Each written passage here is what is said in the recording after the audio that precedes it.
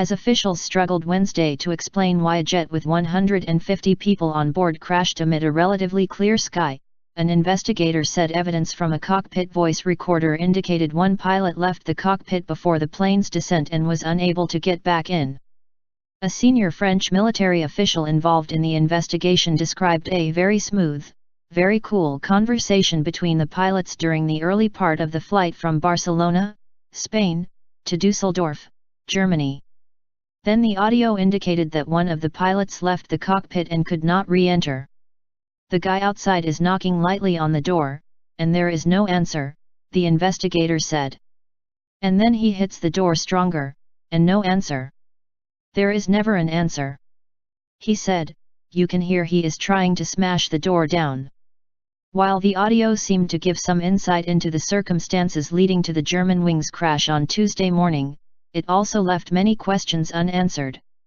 We don't know yet the reason why one of the guys went out, said the official, who requested anonymity because the investigation was continuing. But what is sure is that at the very end of the flight, the other pilot is alone and does not open the door. The data from the voice recorder seems only to deepen the mystery surrounding the crash and provides no indication of the condition or activity of the pilot who remained in the cockpit. The descent from 38,000 feet over about 10 minutes was alarming but still gradual enough to indicate that the twin-engine Airbus A320 had not been damaged catastrophically. At no point during the descent was there any communication from the cockpit to air traffic controllers or any other signal of an emergency. When the plane plowed into craggy mountains, it was traveling with enough speed that it was all but pulverized, killing the 144 passengers and crew of 6 and leaving few clues.